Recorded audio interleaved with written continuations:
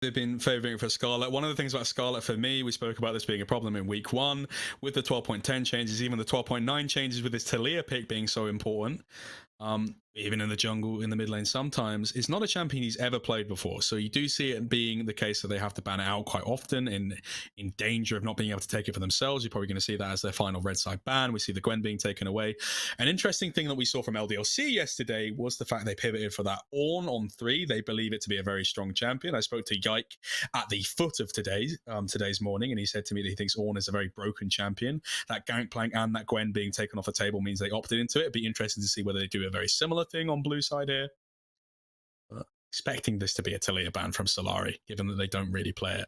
Yeah, that's the expectation. The other option is that there's a lot of jungle bans not have gone down yet, the Wukong, and they may just be willingly giving over something along the lines of a Talia. They may also just go, hey, you know what, we'll play the Talia, surprise you all, and sort of bounce it out of nowhere. Obviously, still got a lot of options. Lilia is still actually an available pick to go for. We've hit pretty much every other target ban that we'd go for. So we've got Lilia and Talia, champions that we expect. LDLC, though, defaulting back to the Viego, one of the picks that we saw on 12-9, rise to prevalence. And instead, Solary, they say they want comfort. They're going to go for Kio's Gangplank, and they're going to opt into steal back taking this Rakan. I actually don't mind this in terms of showing the Gangplank early. Obviously, you want to snatch that up because especially when you saw, like I've previously mentioned, that Ornn being picked up, that Gangplank is the matchup. You don't necessarily want it. The reason they opted into it early was the fact that that Gangplank was on the table. So taking that early, not as scary as you would have liked. Obviously, we could see Ragnar's Olaf come out slightly later in the draft. They probably won't pick it now, but it is going to be a ban that Solary potentially needs to take off the table in the second ban phase. They take the Nautilus to match the Rakan. Probably expecting to see an AD carry pick here. Maybe steal away one of the hyper carries. They could match top lane as well if they fancied. They have got that choice, right, to give them a little bit of free reign, or give them a bit of free reign in the second round. But I mean, like we mentioned going into this, Exakix. It's going to be Exakix Aphelios, yeah. If it's open, he just plays it. It was drawing bans in week 1 after he picked it in day 1, and now if it's open to him, I feel like this is just what Exakix will always default to. Meta regardless, meta be darned, it doesn't matter. It feels like his most comfortable, best champion.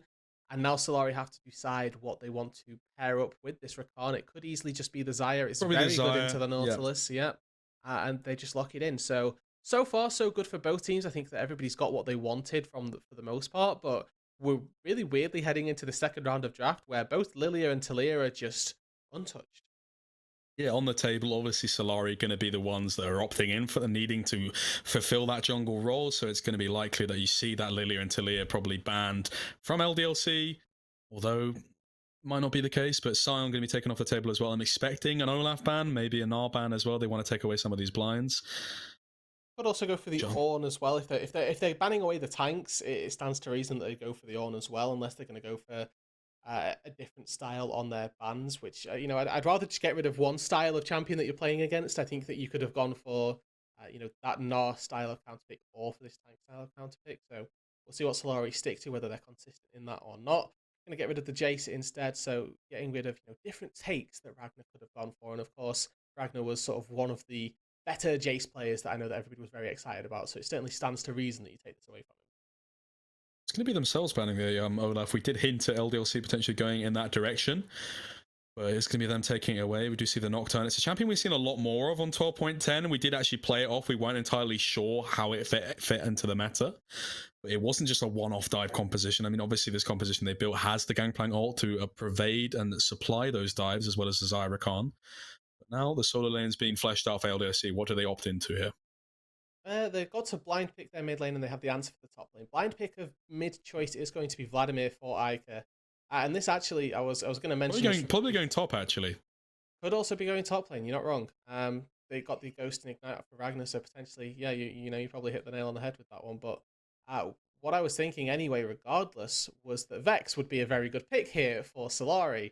And this is now just compounding and compounding, because Vex pairs very nicely with Solary's dive style composition. You can use Shadow Surge to get into the backline. Vex is a champion hard agree, actually. Tends to do very well versus Ahri, tends to do very well versus the Vladimir in the first game of the tournament that we saw. Chekolad play the Vex. He had a very good job versus a Vladimir, but they're gonna tell me no. They're going to give me a Zoe instead. I actually think that's a really good call from you. I think Vex would have really aided their composition in multiple ways in terms of how they want to play. The lane matchup's good in terms of aiding the thematic presence that they've built so far would have been good. I'm not a massive fan of the Zoe. We have seen Scarlet on it previously. Seems to be rather proficient. To me, this speaks to opting in or moving towards comfort rather than actual utility for the composition. And that's a real problem that Solary have had so far in terms of not coming out with the best outcomes from draft, kind of due to some potentially limited champion pools in some regards. But they do seem to pivot in ways that aren't necessarily, they're not aiding the structure of the spine that they want to go for, rather bending it to fit the favor of comfort for that moment. Yeah, and that is obviously something that we could well see bite them a little bit here in this game. I think that Zoe still has some fairly decent setup for the team, right? If you get a bubble into a barrel chain, or if the bubble sets up for a Nocturne ulti, for example, or for a Rakan engage, they do have good ways at using this Zoe bubble to set up for plays, but it does revolve around them being able to use terrain aggressively, and being ahead in that manner to do it. This composition is going to set up very well around turrets, around objectives. Their dive capability is actually very present with the Nocturne, so we'll have to just wait and see whether or not they can get that one going here. We've got game number 3 on the other side of this little break.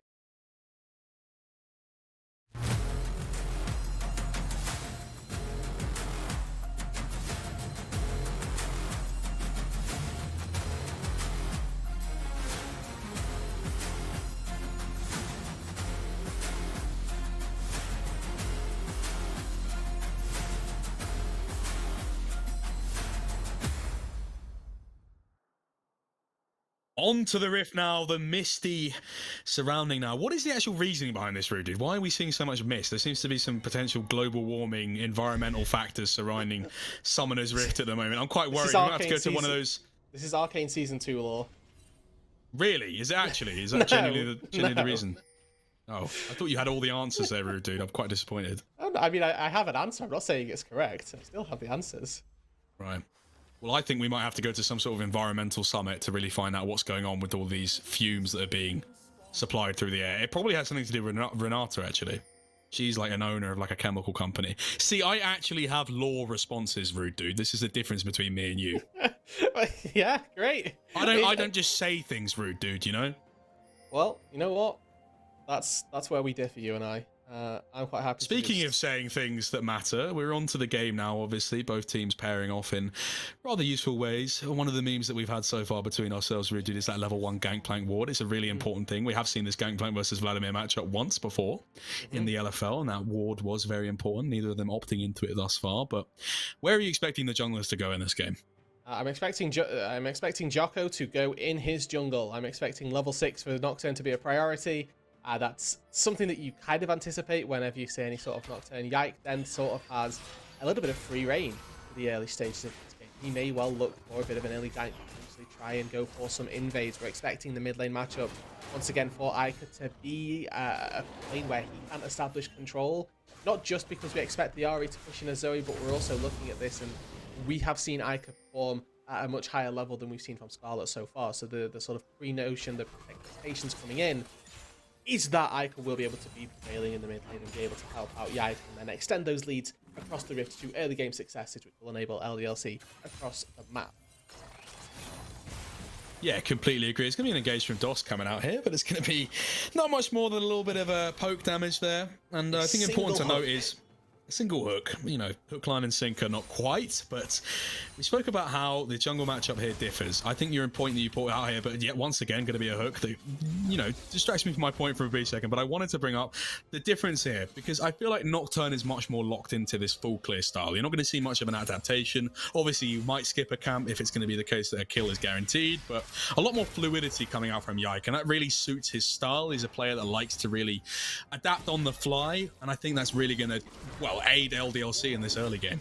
Yeah, his like you say, his adaptability has really shown off and been a power point for LDLC. We saw actually just last game what a skipped jungle camp can do for you. So if you want to opt into a potential gank angle, like apparently Jocko does, he skips his entire top side, but he's on vision here. Well, Jocko is completely gone against what I said in terms of he once opted in for the full clear. You won't really see him skipping a camp. He's gone for the ultimate sin here. The sin of gluttony. The sin of gluttony, Rude Dude, is he skipped 2 camps here. His economy is rather low in the jungle now. I'm going for a risk goal, but Yike is loving this. This is wonderful for Yike. This is absolutely gorgeous. He's going to be up in tempo. He's going to have cleared his camps faster, which means he can get and he the can reset. do what he's done so many times before. He's going to get the ward here. We spoke about this in the pre-game. It should be the case after he gets the risk goal that if he has that ward available, he can go and put that on the Gromp, and that really alerts him to the next 3 minutes or so, or whatever Jocko is going to be locked in to be doing. Yeah, and the thing with that is that normally... Here we go. There we see it. That is some presence right there. That is a bubble of all bubbles. But the thing is with that is that normally, right, as LDLC right now, you're anticipating Jocko to full clear. The fact that you've just seen him on a ward throws it completely out of whack. You now have no idea what, you now have no idea what the play style of Jocko for this early game is going to be.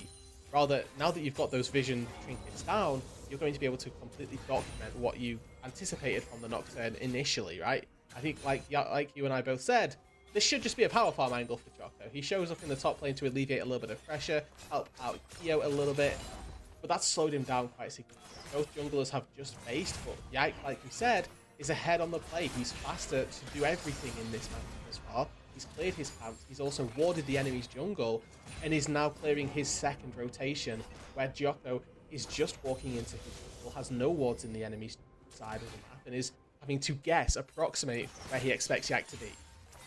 Completely, and I feel like it's a real testament, as we might see a slight engage here. Steelback's walking up here. I don't want to talk too soon. It's going to be the case that Azur and Steelback trying to get this wave in, trying to get their first reset, but this is one of the things that is the most impressive to me about Yike as a player.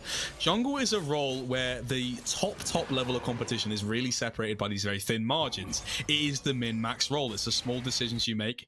It's being able to turn at the point of a thread, and Yike is very, very impressive in this regard. You speak about him as being this player. He'll do the slight adaptations that other junglers don't do. This ward is not something that we see a lot from some of these LFL junglers, and it means that he's able to kind of climb to the top of competition in this competition. And importantly as well, we have to give credit to, in this case, Execute and DOS, because it wasn't just, okay, Yike has time to go into the bot side and ward. It was all due to the push that came through from this bot lane, which enabled DOS to roam around. It gave him that support just in case something would have gone around, because you look at this in an isolation, you may think, well, this is so easy to counter. It's a nice little engage from Steelback there. As you see, this is how the dynamics of this lane go sometimes. You know, you get the engage, you get the counter engage. Both supports able to do that, trade that back and forth. Important to note now is, like, this jungle lead, as we keep talking about, it's really the point of this game. It continues to build, and it is going to be the case that Viego is the one that bullies out this Scuttle Crab, gets closer to that 6 mark. Jocko also has the camps kind of off sync now. He's going to have to walk towards his Krugs that's spawning here. It's going to give Yike a nice window to go for this dragon. And the pressure continues to mount for Solary.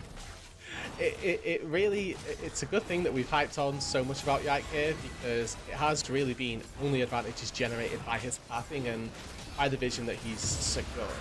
It's one of those things, right, where I feel like, you know, as viewers, as consumers, we do fall into the capitalist trappings of modern viewing, whereby, you know, flashy plays are all very well, but sometimes it's nice to watch a game like this and just see the pure symphonetic grace that is Yike's pathing. He's really just able to kind of command the game in ways that aren't necessarily overstated, but really just wonderful stuff from him so far. And it's one of those things where sometimes also as a viewer, you'll think, well, this isn't important. Why are we talking about, you know, these small advantages? But in this game, those are the only things that are particularly tipping the tides right now. We look at everywhere else on the Rift, you know, a 6 CS lead in the mid lane, 2 in you know, the either side lane. This is a game that currently is going to be won on those particulars, on those small niche intricacies of the game. And that's where Yike currently is ahead of the curve, has reached that level 6 first, is going to be able to look towards Jocko and say, okay, we're probably a little bit ahead of you right now, so let's see how much can we get away with and how much can I extend this lead that I've been able to self-manufacture. Yeah, and speaking of self-manufacturing, in terms of the assembly line that they're marching towards, they do get that first dragon. It's important to note. It's further the case now. Jocko reaching that level 6 mark. This is the time now for Solary to strike. They've not fallen too far behind. Obviously, the advantages we are talking about are micro advantages in that sense. So now is the time for Solary to strike back with those ultimates being available on all members apart from bot lane. So now, with obviously this fairly tempered early game, we are going to look to Jocko now with that level 6 to be that powerful presence of a Nocturne. And first Nocturne ult obviously very scary, very dangerous as to, you know, what or not. It can be scary. It's very dangerous if used effectively, and then if used subpar, really just frees up Yike to continue to be a damage force, to be a threat in the early stages of this game and continue to build his lead. You can see Jocko looking for plays, but not being able to find too many. It's an engage from Steelback. Ica gets the ultimate out of that. Doesn't have to flash. Does not get CC'd up there.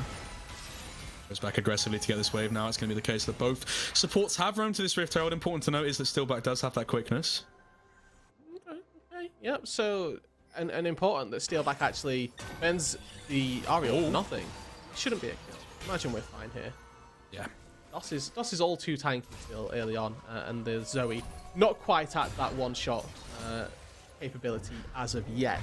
So the more we look at this game, and the more that we start to, you know, focus on, okay, Yike continuing to build up that lead and continuing to advance this Viego, it also stems back to that draft where Yike put so much priority on the Viego, right? We saw Lilia was available, could have had a Talia first pick come through, but Talia and Lilia not being picked up at all in this draft. It was Viego that LDLC wanted. They are a team so far that, even though it would appear are stuck a little bit behind in terms of what we have seen from the meta, they are using their own comfort and their own capability on these champions, their familiarity with it, to just say we can circumvent and we can sort of surpass whatever you can put down through these quote meta terms by just being comfortable on our picks.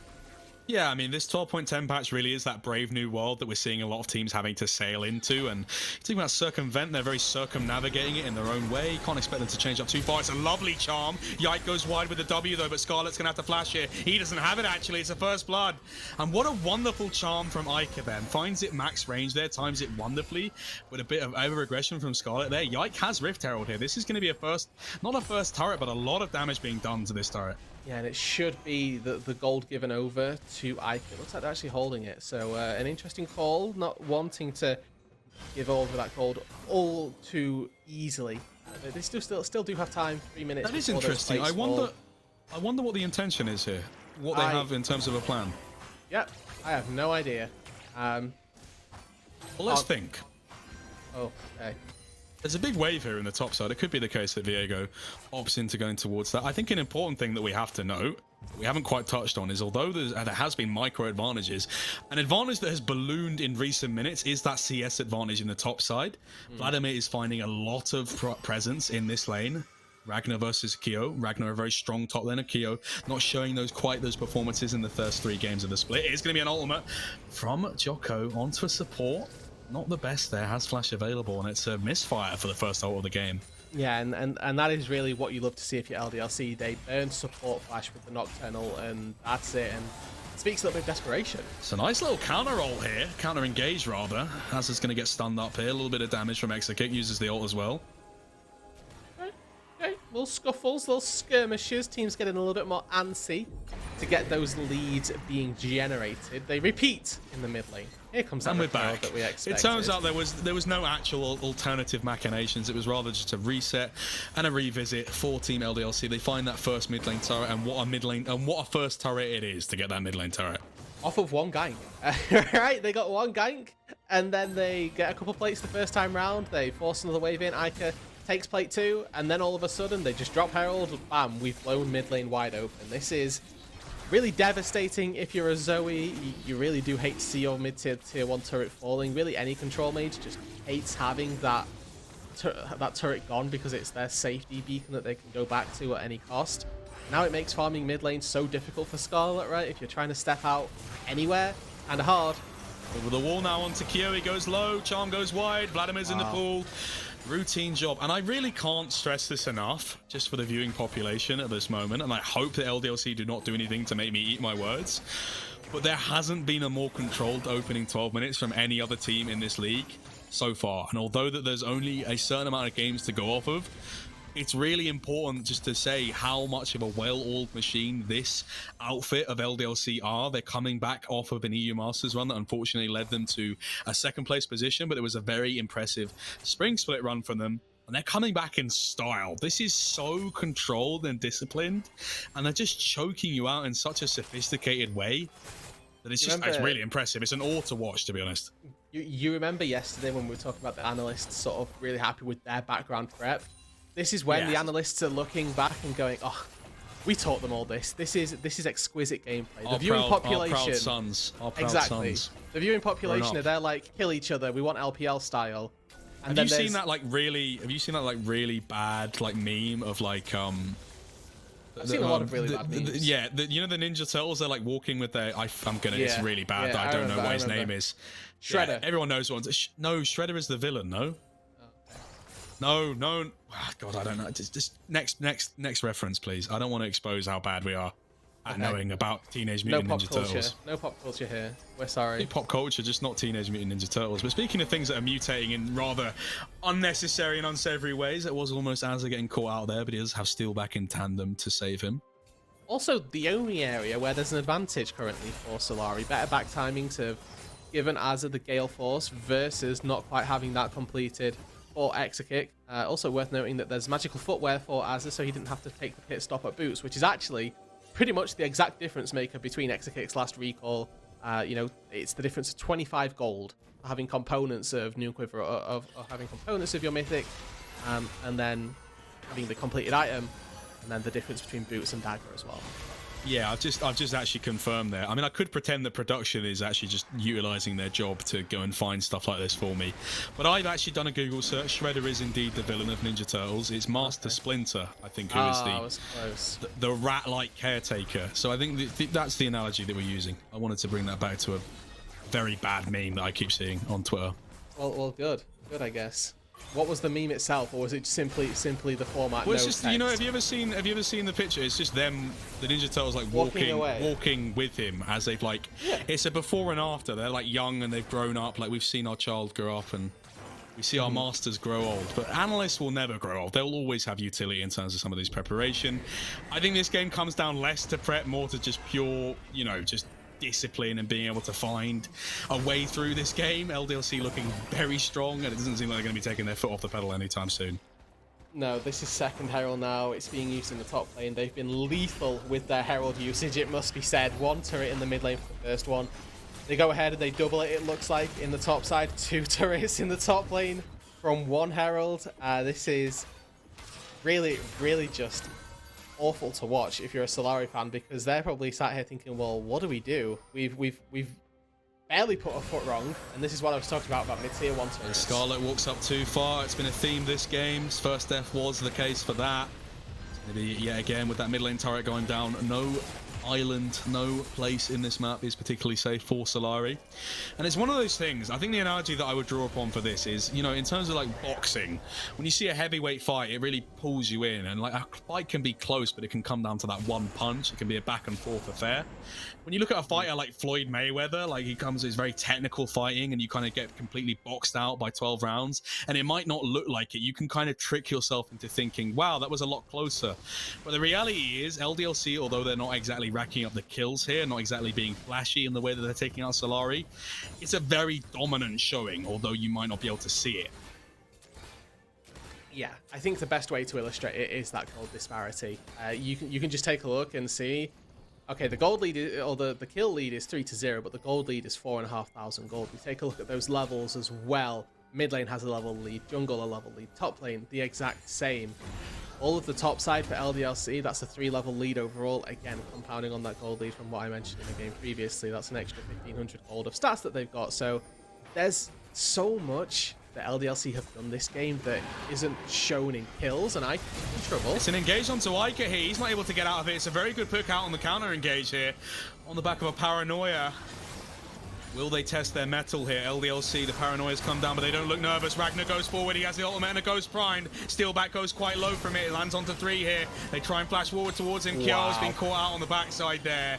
He's not going to have much utility here. And although a pick is found, Scarlet finds some poke here. It is going to be LDLC. Not quite as nervous as you would have liked them out after one of their members falling down here. They are going to get the second dragon. Really good play from LDLC once again. Ragnar buys time in the face of 4 members, where Kyo gets caught out, picked off. Doss able to, I imagine, find that hook on the backside, and you know, your difference in what the top lane is going to accomplish was very, very tangible right there. Yes, they lose the mid laner, And this is, good pick from Solary. Really well timed layering of CC, nearly perfect to not prevent any way of getting out to safety. But then look at what happens on this top side of the rift, right? Keo is on vision this entire time. Doss kicks him out of the lineup and says, I'll take you, thank you very much. And the entire time on that bot side, Ragnar is just solo zoning the other 4 members. It alleviates any sort of numbers advantage that have been given over by one top lane play. Yeah, absolutely. And Kyo's looked pretty shaky this game. I mean, I don't want to rag on him too hard. He's not exactly had the best performance in his first 3 games. Obviously fell at quite a deficit. I'm not entirely sure how the machinations and mechanics of this general lane works out, but fell quite far behind. No level 1 ward. No level 1 ward, rude dude, and that is going to be the going to be a pervading theme throughout some of these matchups that we see with the Gangplank and the Vladimir. And now it's getting to a point now with the gold lead quite massive for this point in the game. They're also staring down a 25-minute, 23-minute soul or so. And what options does Solary really have? You're kind of just clutching at straws at this point, I'd imagine. Yeah, I think that we got to see a glimpse of what they can do. Pick somebody off is what they have a lot of tools to get away with. I also want to thank you, production, for showcasing that real quick. Highlight, they do have a lead somewhere in that bot lane. Paranoia called to secure a blue buff. Azir is about 1,000 gold ahead of X-Kick. If you're going to win through anyway, it's trying to protect Azir, and maybe Xayah can come out with an advantageous team fight. I must say, we've seen 3 paranoias this game. One was to get a very good pick that unfortunately didn't lead to much, but was good in isolation. One of them has been for a support splash, and one of them has been for a blue buffs. I really thought that it was an important thing. We hark back to it. It's a point that we set up earlier. We needed to see the Nocturne pick come online around the level 6 mark, but we never really saw that proactivity. And now it's the case that Solary are kind of waiting in the wings, waiting to respond. You can't be on the back foot against this LDLC team. As you can see here, flash forward comes, Hex flash comes, Yike has found it, Gangplank ult comes out in response. Now Yike is going to have to ult away here. Azir goes aggressively here, Steelback's trying to find something, but he can't quite. And it's a good dissuading measure from Solary. Yeah, I mean, Azir right there, it can be very calm here. It's nothing to follow. Azir, really well played. It can be very tempting to just burn all of your cooldowns to make sure that you're safe, but he burned pretty much the minimum and keeps his flash. That's what the important thing here is. Still has that tool to get out to safety, so that if there happens to be another hook that comes over a wall from a Hex flash from Doss, you're going to be okay. You're going to be fine to get away from it, provided you've got the fingers, which at least in that engagement, Azir certainly did. A pretty decent attempt overall at trying to take the pick, but Azir, wise to the play, stops it coming through, and you got to see right there that there's a fair whack of damage on this Xayah. Yeah, completely. I mean, he's obviously able to do quite a lot of return damage there. He's opting in for the rapid fire cannon second, which is going to delay. Talk me through the rapid fire second, actually, Rutu, because I don't want to speak over you. I dare say it's an element of safety that he's looking for, right? Yeah. You don't want to get, you just don't want to get anything in the range of Ragnar, of Yike, really. You never want to be able to get targeted by them. That rapid fire is just acting as a bit of a safety net more so than anything else.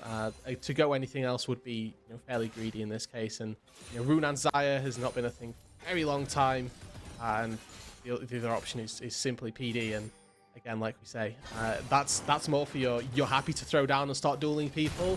In this game, you're simply not. Yeah, I think another thing that's important to note is that Ragnar is halfway through that level 14 bar, going to be pinging over to 15 after about 3 or 4 or so more waves now, and then he's going to be staring down that level 16 mark, which is really quite scary for Solary. If he has that Ghost and Ignite available, he is just going to charge at you with unrelenting aggression, and it's going to be rather scary for all of these members. Yeah. We've already got DD, like we've mentioned, coming through. If more of Mortius happens to be that second item, I don't think it will be, actually. It's only a Zoe, so potentially just going to go for more damage, more tankiness on that armor style. We'll have to wait and find out where Yike's build path is going to go for. We talked about charging through the front line. Yike is also going to be looking for those initial resets, and Nautilus a very good champion at trying to set you up for that. They've got some good initial pick to set things up like that, first getting that first engagement and getting that first target taken down. Completely, and now we are talking about that 23-minute mark. That soul now. LDLC has control of this area now. Difficult for them to prime the trigger is Solary, but they're going to have to, otherwise it's going to be a mountain soul for LDLC. Joko's off to the side now. Ica has seen him in his sights. Now it's going to be LDLC aggressing. As the paranoia does come down in response now, Vladimir is being taken quite low now, but a lot of the cooldowns have been burnt. Paranoia goes in now, Jocko's in. Jocko, look at that barrel now from Kyo. It's a misfire. Ica comes in with a re-engage. Here comes Exakick. A lot of damage coming down now. Resets galore for Yike. That's 2 now found. Scarlet goes forward. Ica is going to be a flash wall from Azza, but he can't find anything. Zhonya's does deny him in a rather brutal way, but it's 3 kills for LDLC and a soul. And our first explosive team fight comes through. LDLC, as we've been setting up, as we'd have thought, able to come away with the win. The Baron buff likely to go their favor as well. The Mountain Soul, assuredly so. And now the game really is just blown wide open. Yeah, I dare say that this is very much Solary barreling down, or looking down the barrel of an 0-4 start, an 0-2 week at least, and it's going to be very difficult for them to even, you know, find themselves staring down what is going to be a Baron buff, a Mountain Soul. Ragnar's probably going to go into the side lane after this, might even be grouping up as a 5-man unit. Doesn't have that ghost, but it's very, very doomed for Solary. Death by 1,000 cuts this game.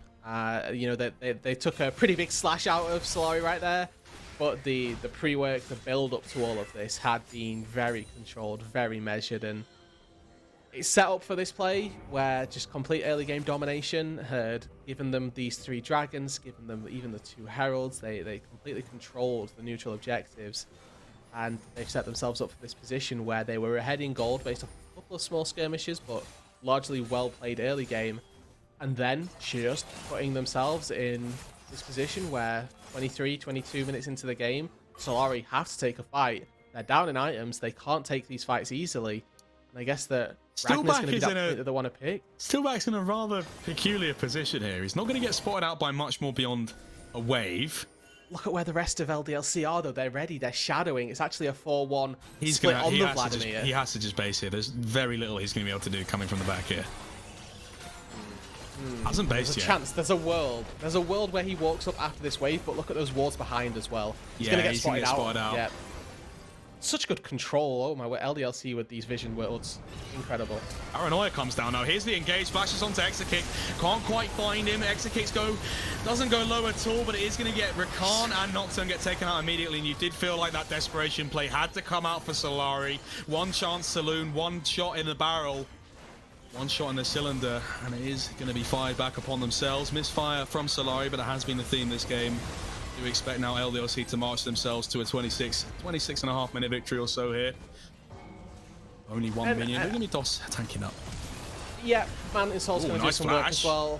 Well, lovely stuff. Hook comes through. That's going to be Azza falling. The ace comes through. The Baron wave here as well. And LDLC with maybe the best game of League of Legends of LFL Summer Split Sweat 2022. And that's going to be a controversial statement, Rude Dude, from you. But I actually hasten to agree in some regards. I think the only one that I could think of in terms of delivered on all cylinders in terms of hype was that game 1 LDLC versus BDS Academy. But in terms of you want to talk about a game that really showed the finesse and skill of one of our better teams in this region, if not the best, LDLC, this was a game whereby everything was set up by the thin margins and advantages that Yike generated in that early game. They were really able to just show why these are the preeminent favorites for the competition and why LDLC are back and booming in regular fashion, regular deal. On the show is on the road. This was really impressive for me, Rude Dude. I mean, the thing with a game like that is we touched on all of the things that were important.